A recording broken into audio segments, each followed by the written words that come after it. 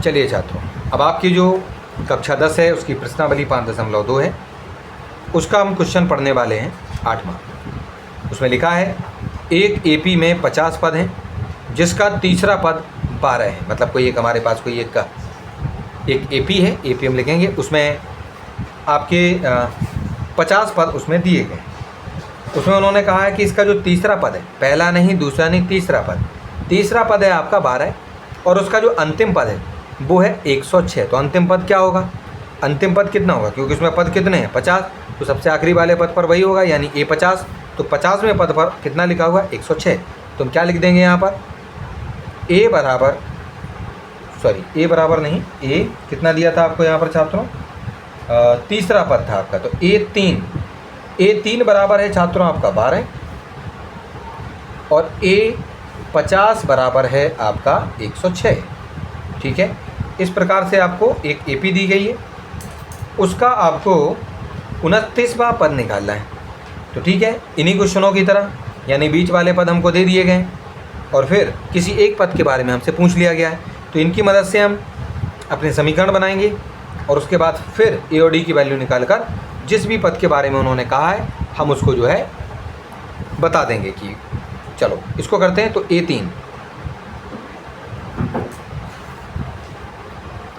A3 को अगर निकालना चाहते हो तो A प्लस n-1 डी लिखेंगे आप। A3 बराबर A की जगह A लिखो प्लस n बराबर, क्योंकि तीसरे पद की बात हो रही है, और ब्रैकेट 3-1 करके ब्रैकेट D, क्योंकि D की वैल्यू भी हमको पता नहीं है। उसके बाद छात्रों जो A3 है वो आपको दिया गया था 12 है। ठीक है, ये आपको 12 पता है। ठीक, इस A की जगह पर हमें A की वैल्यू नहीं मालूम, 3 में से 1 जाएगा आपका बचेगा 2 और 2 का गुणा D में होगा तो आ जाएगा आपका 2D। इस वाले को थोड़ा सा मैंने ऐसे कर दिया, नहीं तो हम हर बार A3 की जगह पर बराबर में जो दिया जाता है उसको करते जाते हैं। चलो ठीक है, ऐसे भी करोगे तब भी कोई गलत नहीं होगा। ठीक है, अब हम क्या करते हैं छात्रों कि A चाहिए तो A को यहीं रखो और ये जो 12 है माइनस 2D आपका यहाँ आ जाएगा और यहाँ पर बचेगा आपका A। ठीक है कि नहीं। तो इस प्रकार से हमने इसको समीकरण इस तरीके से बना लिया इस बार। ठीक, पहला। उसके बाद हमें क्या दिया गया था छात्रों, और यानी क्या दिया गया था छात्रों, A50 था आपका 106। चलो इसको अब हम उसी प्रकार से करते हैं जैसे हमने और क्वेश्चन किए थे, इधर लिख देते थे हम, फिर यहाँ लिखते थे A प्लस n-1 D बराबर आपका 106। A के स्थान पर क्योंकि A पता नहीं है हमें, n बराबर क्योंकि 50वें पद की बात हो रही है, और D बराबर हमें अब खुद फिर से मालूम नहीं है 106। A नहीं मालूम, इन दोनों को आप घटाएंगे छात्रों तो आएगा 49 और उसका गुणा D के साथ होगा तो 49D 106। तो ये वाला जो हमारा समीकरण है छात्रों वो आपका बन जाएगा समीकरण क्रमांक 2। अब हम इसमें क्या करेंगे कि ये जो A की वैल्यू है, समीकरण 2 में A बराबर 12 माइनस 2D रखने पर on putting A equals to 12 minus 2D in equation second. ठीक है छात्रों, तो चलिए हम सेकेंड इक्वेशन को पहले उतार लेते हैं अपना। A प्लस 49D बराबर में 106। A के स्थान पर छात्रों में क्योंकि 12 माइनस 2D लिखना है, प्लस लिखेंगे हम, और 49D इधर है बराबर में 106। ये जो आपके 12 हैं वो उधर चले जाएंगे 106 के साथ, और इधर ये माइनस में पहुंच जाएंगे, और माइनस के फिर यहाँ 2D बचेंगी और यहाँ पर 49D। इन दोनों को हम आपस में छात्रों घटा देंगे तो आपका जो उत्तर होगा छात्रों वो हो जाएगा 47D, और वो भी प्लस वाला। ठीक है, उसके बाद इन दोनों को घटाने पर छात्रों, इन दोनों को घटाएंगे जब हम, तो आपका बचेगा छात्रों 94 यानी 94।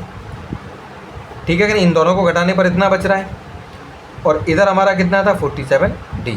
अगर D चाहिए छात्रों, अगर D की वैल्यू अगर हमें चाहिए तो ये जो आपका 94 है उसके बटे में 47 को ले जाएंगे।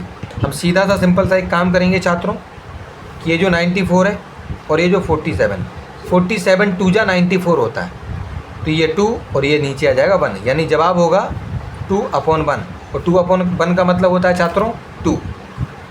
तो D बराबर यहाँ पर छात्रों हमने कितना निकाल लिया है, 2 निकाल लिया।